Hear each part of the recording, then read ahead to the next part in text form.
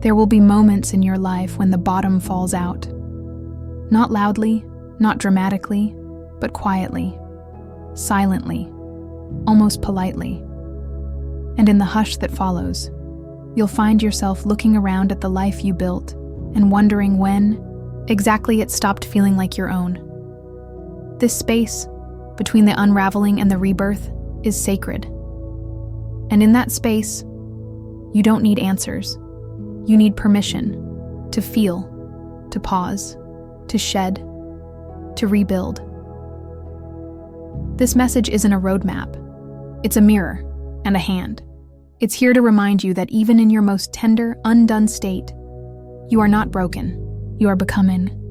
And every step, no matter how wobbly, is holy. So take a breath. Unclench your jaw. Loosen the grip on who you were trying to be. And just be here, exactly as you are. The fall. It didn't fall apart all at once.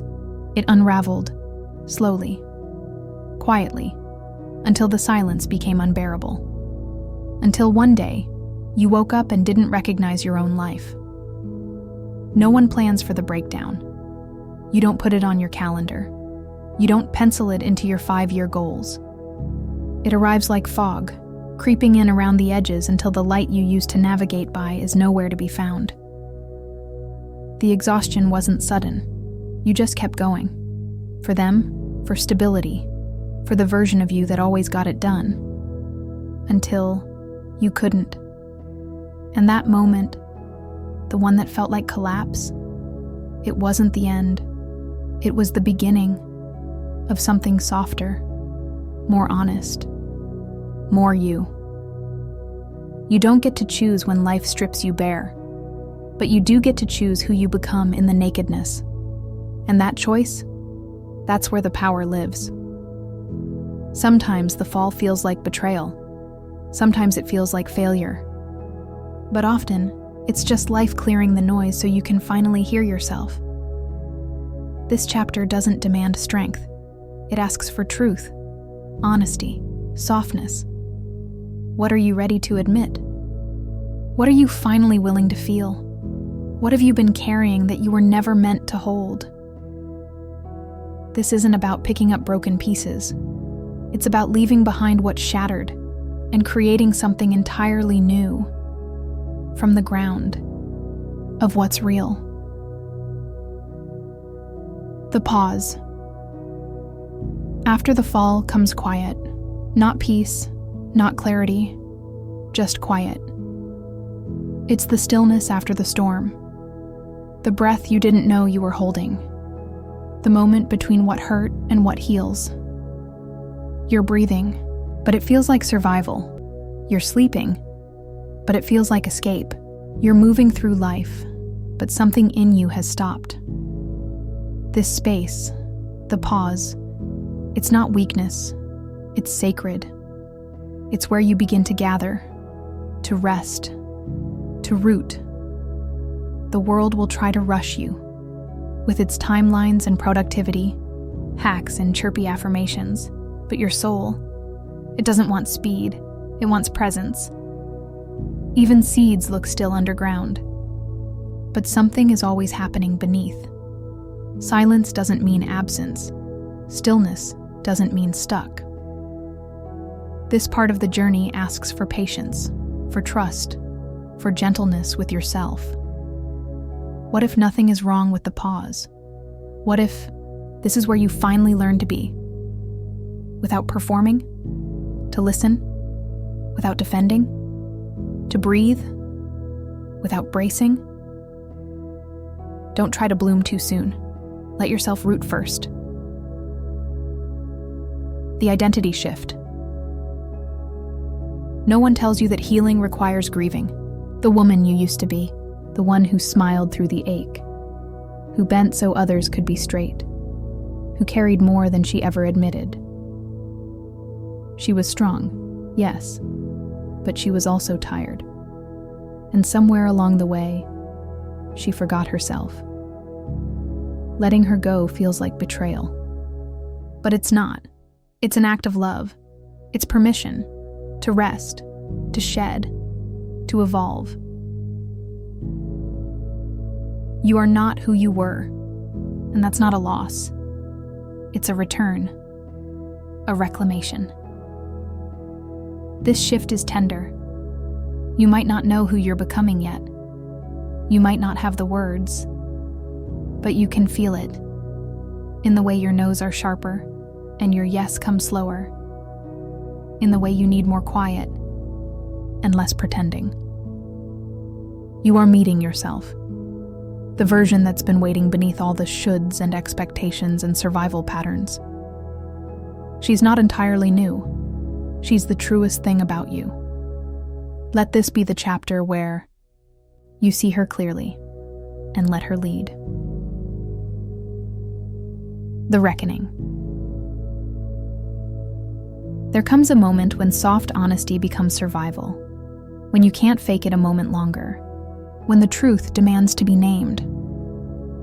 Not the pretty version you post, not the one you rehearsed in therapy, the real truth. That it hurt more than you let on, that you stayed longer than felt safe, that you edited yourself until you barely recognized your own voice. This reckoning is not punishment, it's power. Because what you name, you can heal. What you see, you can shift. You can't move forward while dragging the weight of unspoken pain. So bring it into the light. Lay it down, not to relive it, but to finally release it. There is no shame in grieving the stories you used to survive, but you don't have to keep living in them.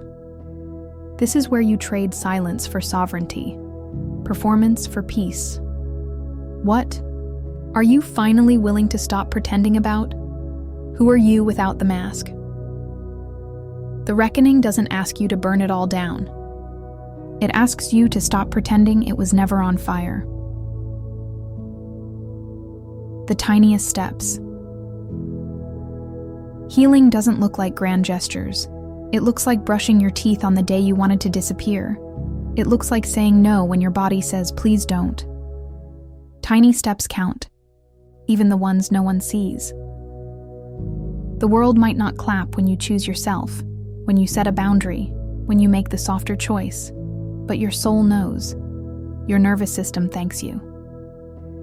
Progress isn't always visible, but it's felt. Every tiny act of self-respect, every pause to check in with your truth, every deep breath before choosing differently. That's forward. This chapter isn't about discipline. It's about devotion, to the part of you that refuses to give up. You don't need a 5-year plan. You need the courage to take one honest step, then another, then another. Tiny is enough. Small is sacred. Trying again? That's holy. The inner voice. You know that whisper? The one that speaks quietly just beneath the chaos? She's still there. You may have ignored her, muted her, chosen logic over her knowing, but she never left. She knows what feels like home in your bones. She knows who drains you and who nourishes you. She knows when something's off, even if you can't explain why. Start listening to her again, especially when it's inconvenient, especially when the world demands you follow the script. She is not loud, but she is wise. She is not frantic, but she is firm. And she has never led you astray. This is where trust begins again, not in someone else's voice, but in your own. You don't need permission to follow your knowing. You need practice, patience, presence. Let this be the chapter where you come home to your inner voice, unmasked, unapologetic, and sacred. The rebuild. This is the part they don't show. The slow reconstruction, the quiet choosing, the layering of life, brick by brick, based on truth, not performance. You're not rebuilding to impress. You're rebuilding to feel, to belong, to live inside your own skin again. This isn't about getting it right. It's about getting it real. You're curating joy, not chasing it. You're unlearning the hustle and relearning rest. You're shedding shoulds and choosing alignment. This is the slow art of becoming, not because you have something to prove, but because you're finally worthy of a life that fits. And every small choice, to stay soft, to honor your no, to take up space, that's the revolution. This is where you come home, not to the past, but to yourself. The rise. You don't have to rise in fire. You can rise in warmth, in softness, in clarity. You can rise without the need to prove, without the applause, because you finally see yourself. And that's enough. This is not about starting over. This is about starting deeper, with more tenderness, more truth, more reverence for the path that cracked you open. You are not who you were. Thank God for that, because what's ahead of you requires someone softer, wiser, freer. You've done the work, not perfectly, but earnestly. And now, you rise, not above your pain, but through it, with peace in your chest, with purpose in your hands, with joy that doesn't need to be earned. Welcome back, welcome forward. You're ready. And if one day it feels heavy again, if the world gets loud and the noise feels too close and you forget what you've learned, come back. Not to the performance, not to the mask, but to the page, the pause, the whisper, the step. Come back to you. Because healing isn't linear, becoming isn't final, and wholeness was never somewhere out there. It's right here, in your breath, in your truth, in your willingness to begin again. Always begin again. If this met you where you are, I'm so glad you found this space. You deserve to be reminded. You are not broken. You're becoming. And I'm honored to walk with you. If you know someone else who needs this reminder, please share it with them. Healing travels faster when we help it move. And if you haven't already, like, subscribe, and join our free community, because none of us are meant to do this alone. Thank you for being here. Truly. We're